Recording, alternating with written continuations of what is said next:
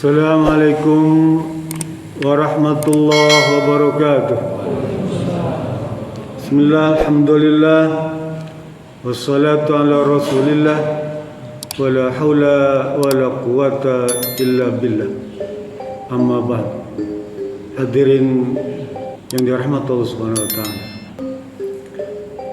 Ada dua jenis kematian yang Rasulullah SAW hindari, dan dia juga tidak ingin itu dialami oleh umatnya.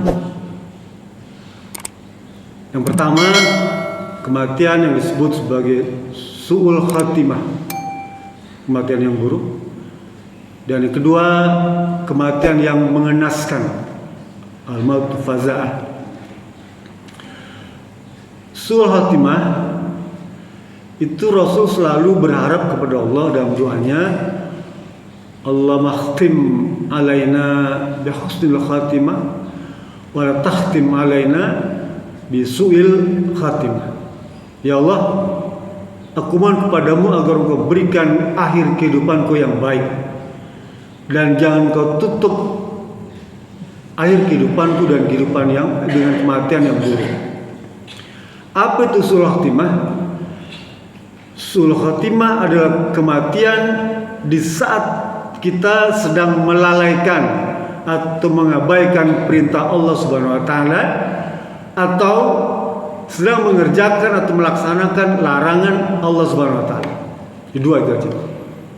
Yang namanya kematian su'ul khatimah ketika seseorang itu meninggal dalam keadaan melalaikan atau mengabaikan perintah Allah, atau sedang mengerjakan larangan Allah Subhanahu wa taala. Itu disebut sebagai su'ul khatimah, dan Rasul selalu menghindari itu dalam bait doanya tadi. Dan beliau ajarkan kepada kita untuk setelah habis sholat atau menjelang tidur untuk dibaca itu, Allahumma khtim alaina bihusnil khatimah wa la takhtim alaina bisu'il khatimah. Yang kedua, kematian yang mengenaskan. Apa tuh kematian yang mengenaskan? Kematian yang tidak semua orang kehendaki karena sangat mengenaskan. Ini Rasul ajarkan kepada kita sebuah doa agar terhindar dari kematian yang mengenaskan itu. Kata Rasulullah, bacalah ini setelah sholat itu, Allahumma inni a'udzubika minal hadmi wat taradi wal gharq wal harq wal haram wa a'udzubika ayyatakhabatina syaitani indal maut wa a'udzubika amutta fi sabikal mudbiran wa a'udzubika amuta ladighan. Hadis riwayat Imam Muslim. Rasul berkata, baca doa ini, aku berlindung kepadamu ya Rabb dari kematian disebabkan karena tertimpa longsoran, tertimpa itu kejatuhan bangunan, gunung meletus ya, longsor atau apa saja tertimpa bangunan, itu dihindari karena akan menimbulkan kematian yang mengenaskan ya. Banyak kematian seperti itu kemarin di Sumatera Barat itu, kena lahar Merapi kan, luar biasa korbannya banyak, itu dihindari. Yang kedua, kematian karena jatuh dari tempat yang tinggi, itu juga dihindari. Rasul nggak suka ya. Kematian jatuh dari atas pohon atau dari gedung tinggi, jatuh di dalam lift tuh kita sering saksikan, liftnya putus ya. Jatuh dia, braf. Saya pernah menyaksikan itu, karena jatuh seperti itu Pak, tulang pinggul tuh ada di punggung Pak, lepas, jatuh berdiri gitu, tulang ujung pangkal paha ada di kepala, berdiri gitu. Wah, mengerikan ya. Rasul nggak suka seperti itu Pak. Yang ketiga, minal gharq, dari bencana banjir bandang ya. Banjir bandang dihindari. Wal gharq ya, dihindari itu. Kematian disebabkan banjir bandang, dihindari. Yang keempat, kematian karena harq, terbakar ya. Kemarin pesawat Garuda terbakar di mana? Surabaya, Makassar. Untung selamat ya, terbakar. Lain kematian disebabkan oleh bangunan yang terbakar, kita terbakar tuh, pesawat terbakar, mobil terbakar, itu dihindari. Dan kita harus menghindari kondisi yang menyebabkan ada terjadinya kebakaran. Rumah misalnya, ya, cek jangan sampai rumah itu terbakar, listriknya misalnya gitu ya, atau kompor, gas, macam-macam, cek itu agar tidak terjadi kebakaran. Yang kelima, wal haram, kematian karena pikun. Nah, kita sering menyaksikan orang-orang tua kita tuh ya pikun. Nah, Rasul tidak memberikan rekomendasi orang itu sampai pikun, gitu ya. Yang kematian sampai pikun itu, kalau bisa sebelum pikun itu dia sudah meninggal, gitu. Itu yang maksudnya.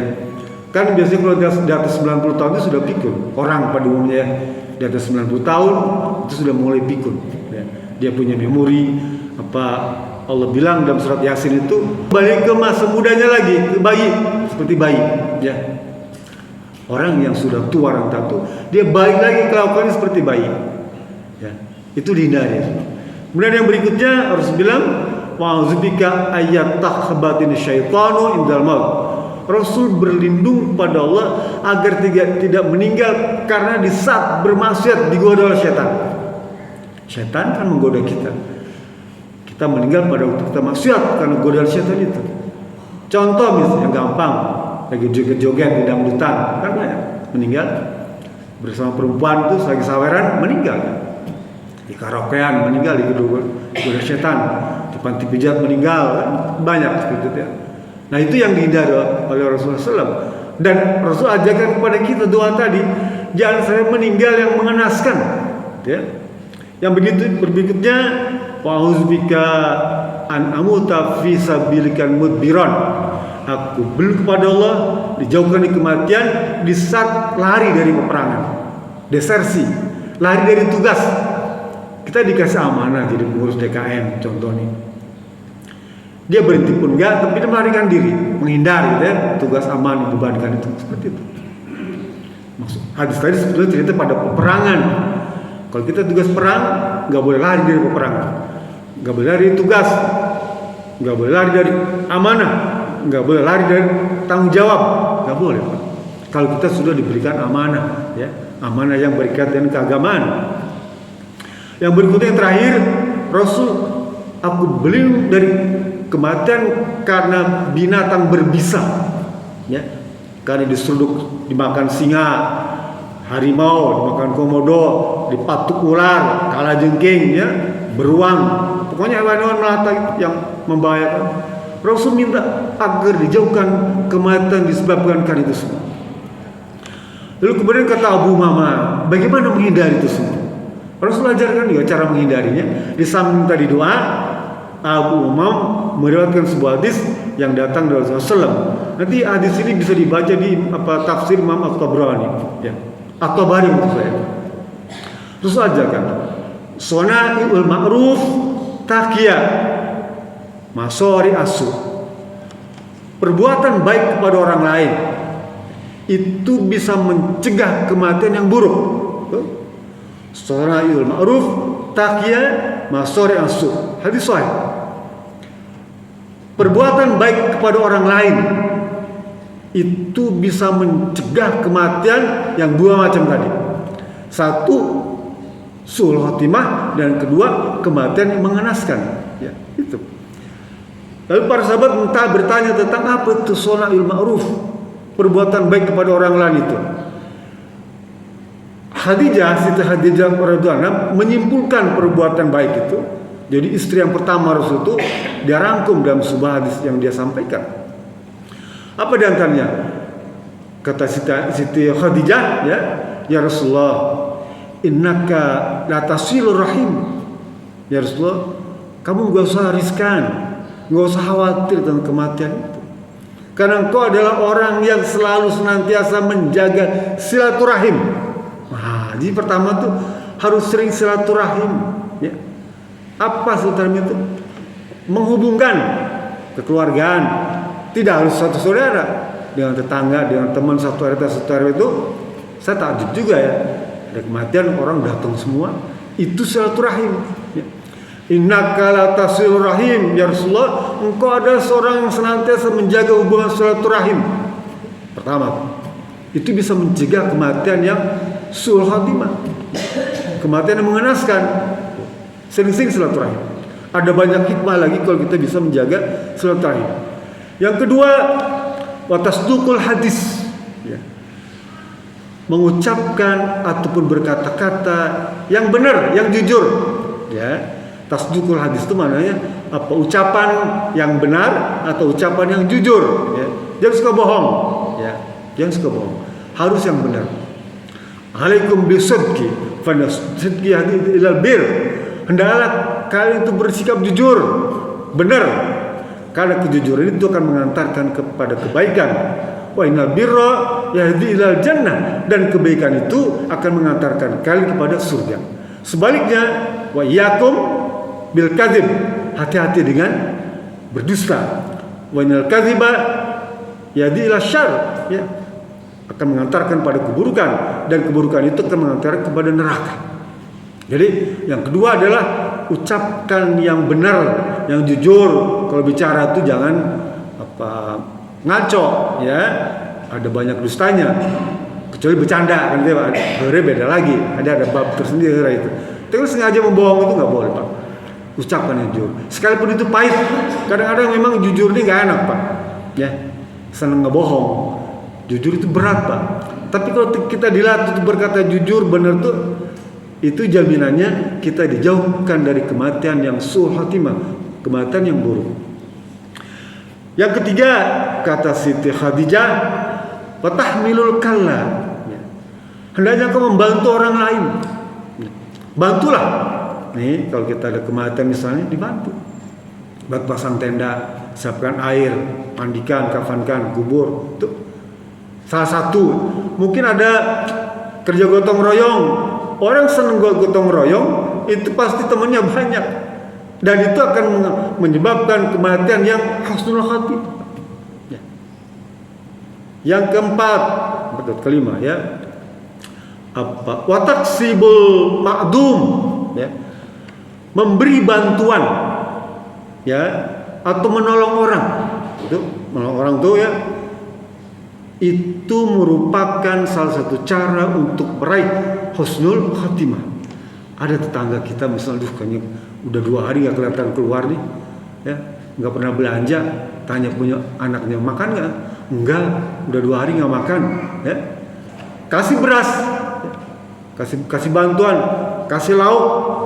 Itu tugas itu yang penting, membantu fakir miskin. Tuh Rasul bilang, kalau itu dipraktikkan, maka engkau akan terhindar dari kematian yang mengenaskan. Kematian karena digigit ular, dimakan singa, loh. Kematian karena jatuh, tenggelam, terbakar, itu akan jauh, Pak. Nah, kemudian yang berikutnya kata Siti Khadijah nih, apa? Innaka apa? Wa taqiru dhaif. Bukankah engkau selalu menghormati tamu? Tamu nih, Pak, itu mendatangkan rezeki. Jadi kalau kita ada tamu tuh, sambut dia dengan sebaik-baiknya. Ya. Apalagi dia jarang ketemu, teman dari jauh tuh bertamu ke tempat kita, hormati dia. Ya. Memuliakan tamu, takrimul dhaif, itu luar biasa, Pak. Ya. Pokoknya selama dia di situ dan makanan tersedia, itu Allah merahmati kita semua, Pak. Dan itu bisa mengantarkan pada kematian yang baik, Pak. Dan yang terakhir, kata Siti Khadijah nih, wa tu'inu ala nawaibil haq. Engkau senantiasa membela kebenaran. Kita nih, Pak, disuruh menjadi pembela kebenaran, bukan pembela kebatilan. Mananya pembela kebenaran itu pembela yang hak. Pembela Allah Subhanahu wa taala, pembela Rasulullah, pembela Quran, pembela hadis. Bukan pembela setan. Bukan pembela kesyirikan, bukan pembela kemaksiatan, bukan pembela kejahatan. Lah kalau misalnya ada kafe yang jual minuman keras, kita jangan bela, nggak boleh. Artinya kita mengantarkan kita pada kematian yang buruk kalau kita membela pada kebatilan. Nah, ini semua, Pak, Rasul ajarkan agar kita bisa mendapatkan husnul khatimah.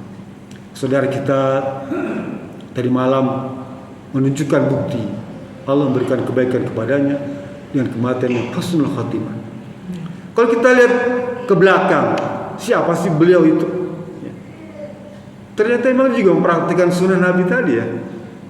Nah, kami ini setiap pagi itu subuh tuh ngumpul di belakang tuh, silaturahmi, menghormati tamu kita sebagai tamu, makan-makan, minum, segala macam lah, bercengkrama, ucapan yang baik. Bahkan saya sering ngasih tausiah di sana setiap pagi, hampir setiap hari.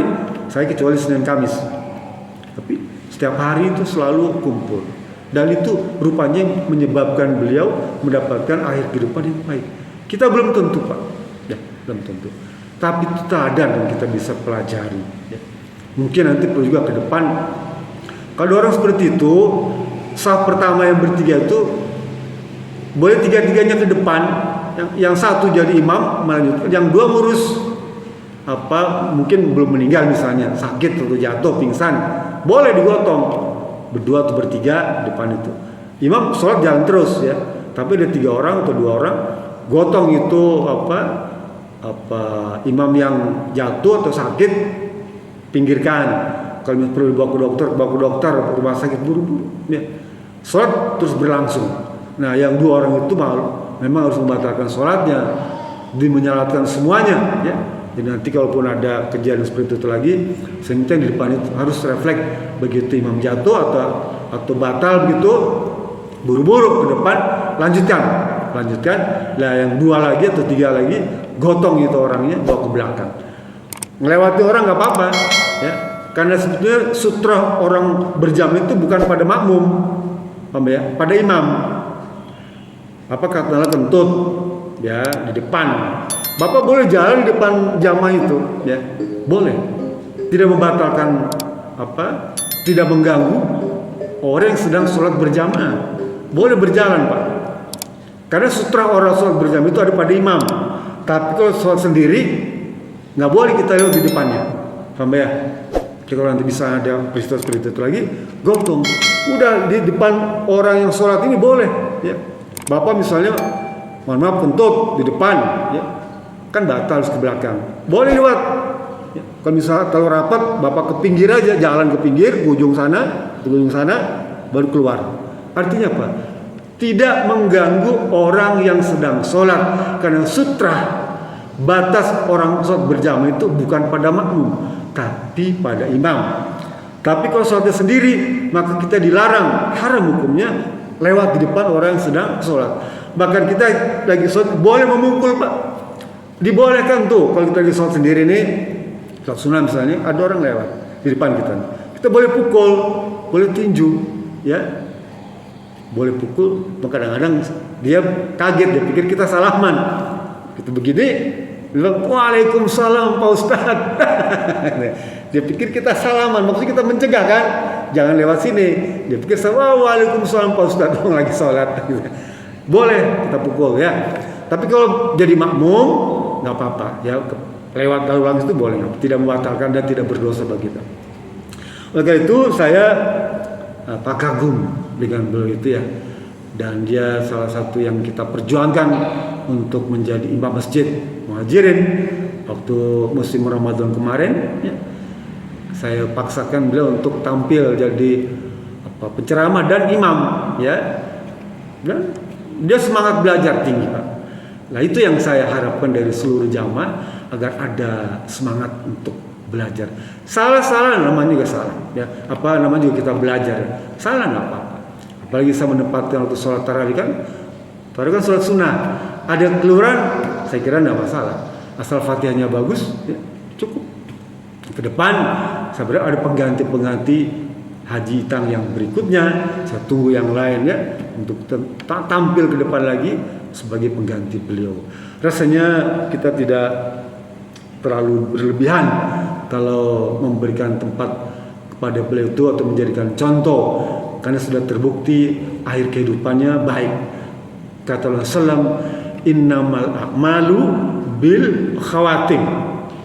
Sesungguhnya ukuran ya perbuatan baik itu diukur dengan penutupnya, akhir kehidupannya itu bil khawatim ya, khatimah tuh. Jadi ukuran seseorang itu baik atau tidak diukur pada al-khawatim, pada akhir kehidupan. Kalau akhir kehidupannya baik, maka dia termasuk orang yang baik. Baik pokoknya. Sekalipun mungkin punya masa lalu yang kelam, tapi penutup itulah yang menjadi ukuran seseorang itu dinilai baik atau tidak. Sehingga harus bilang dalam hadis lain, man kana fi akhir karam faqala la ilaha illallah dakhala al-jannah. Siapa saja yang pada akhir hayatnya mampu mengucapkan kata la ilaha illallah pasti masuk surga. Selesai. Oleh karena itu kita minta pada Allah agar kita diberikan kesempatan untuk mengakhiri hidup kita itu dengan kehidupan yang husnul khatimah. Amin. Itu saja yang bisa saya sampaikan. Mohon maaf. Bila bisa bilillah. Assalamualaikum warahmatullahi wabarakatuh.